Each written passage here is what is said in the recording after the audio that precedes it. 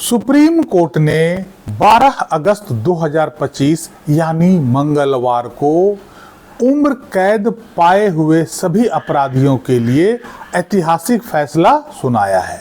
Supreme court ने कहा कि जिन अपराधियों को एक निश्चित समयावधि के लिए उम्र कैद की सजा सुनाई गई है, उनको सजा की अवधि पूरा करने के बाद तत्काल रिहाई हो जानी चाहिए।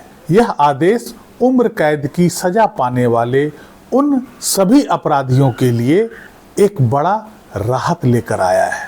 ये आदेश सुप्रीम कोर्ट ने नीतीश कटारा हत्याकांड में शामिल एक अपराधी सुखदेव पहलवान के अर्जी पर सुनवाई करते हुए यह पारित किया है। क्या था ये पूरा मामला, आज के इस अंक में थोड़ा इसे स्पष्ट रूप से समझने का प्रयास करते हैं। साल 2002 में एक हाई प्रोफाइल ऑनर किलिंग का मामला सामने आया था और यह जुड़ा था यूपी के एक बाहुबली नेता और मंत्री डीपी यादव के परिवार से।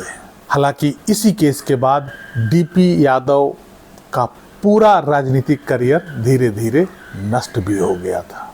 डीपी यादव जो उत्तर प्रदेश का एक बाहुबली नेता और कैबिनेट मंत्री हुआ करता था, उनकी बेटी भारती यादव का प्रेम प्रसंग एक नीतीश कटारा नाम के लड़के के साथ चल रहा था, जो कि डीपी यादव और उसके परिवार वालों को पसंद नहीं था। वो इस संबंध का शुरू से विरोध करते थे, लेकिन भारती यादव नीतीश कटारा को बहुत पसंद करती थी और उसके साथ ही अपना जीवन बिताने का फैसला कर चुके थे। 16 फरवरी 2002 डीपी यादव का पूरा परिवार एक शादी समारोह में पहुंचता है। उसी शादी समारोह में नीतीश कटारा भी आमंत्रित था और वो भी वहां पहुंचता है। वहां उसकी मुलाकात भारती यादव से होती है और दोनों के बीच कुछ बातचीत भी होती है। यह दृश्य डीपी यादव का बेटा विकास यादव और उसका भतीजा विशाल यादव को अच्छा नहीं लगा। इस कारण से उसने नीतीश कटारा को भारती यादव के रास्ते से हटाने की योजना बनाई। विकास यादव और विशाल यादव ने नीतीश कटारा को शादी समारोह से बाहर बुलाया और उसे टाटा सफारी गाड़ी में अपने साथ बिठाया। फिर वहां से वो 80 किलोमीटर दूर ले जाकर उसकी हत्या कर दी और उसके लाश को जलाने का प्रयास किया। चूंकि यह हाई प्रोफाइल केस था, इस केस को दबाने की बहुत कोशिश की गई। इसके विटनेस को धमकाने की कोशिश की गई ताकि किसी तरह से यह मामला दब जाए और विकास यादव, विशाल यादव ये सब बच जाए। लेकिन नीतीश कटारा की मां हर हालत में दोषियों को सजा दिलवाना चाहती थी।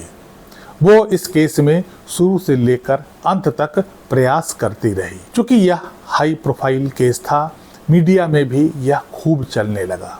इस कारण से प्रशासन को उसे बचाना मुश्किल हो गया। अंत में उसके खिलाफ एफआईआर दर्ज हुई और इसमें 3 आरोपियों को गिरफ्तार कर लिया गया। उसमें शामिल था विकास यादव, विशाल यादव और उसका साथी सुखदेव पहलवान। इसके बाद मामले की सुनवाई ट्रायल कोर्ट में शुरू होती है। इसी बीच भारती यादव जो एक मुख्य विटनेस थी, उसे विदेश पढ़ने के लिए भेज दिया जाता है। बहुत सारे विटनेस को डराया धमकाया जाता है और उसे गवाही नहीं देने के लिए प्रोत्साहित किया जाता है। ऐसे में कुछ गवाह सामने आते हैं और अंत में भारती यादव को भी विदेश से बुला लिया जाता है। भारती यादव की भी इस केस में गवाही होती है।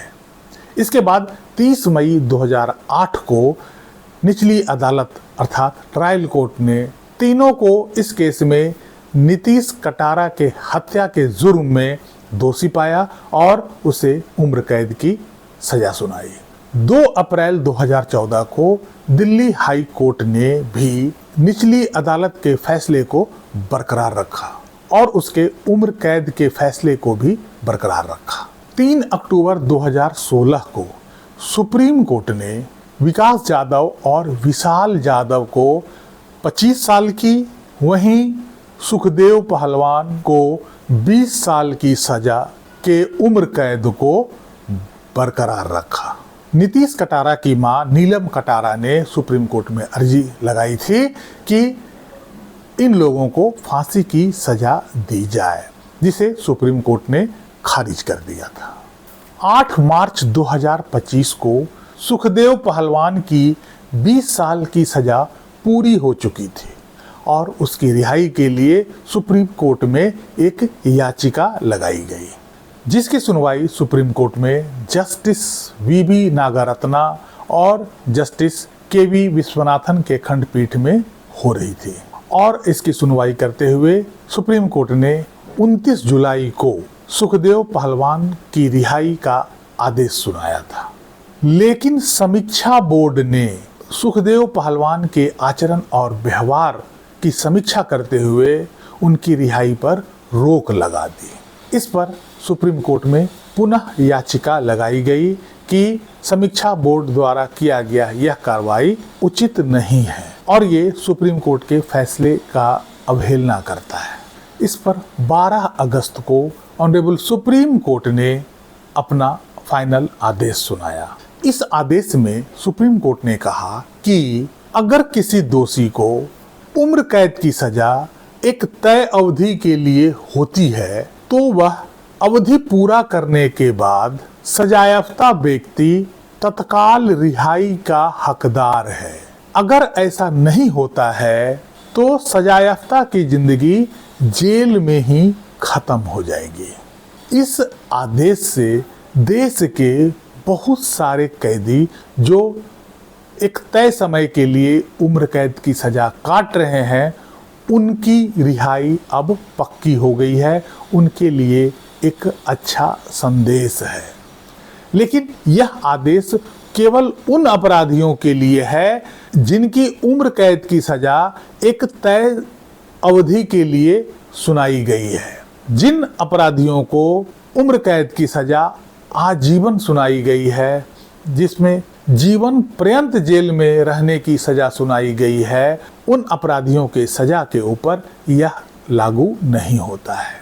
लेकिन वैसे सभी कैदी जिनकी उम्र कैद की सजा 20 साल, 15 साल, 18 साल, 25 साल आदि के लिए सुनाया गया है, जिनकी सजा पूरी हो चुकी है, उनकी रिहाई अब पक्की हो गई है।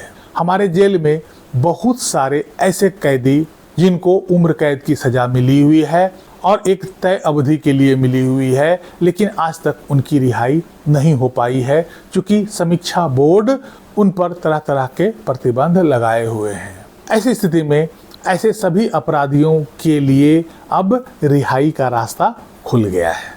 कैसा लगा ये सुप्रीम कोर्ट का जजमेंट? आप इस पर क्या विचार रखते हैं? इस जजमेंट पर आपकी क्या राय है?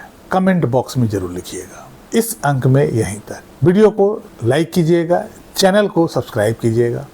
मिलते हैं अगले अंक में, तब तक के लिए जय हिंद, वंदे मातरम।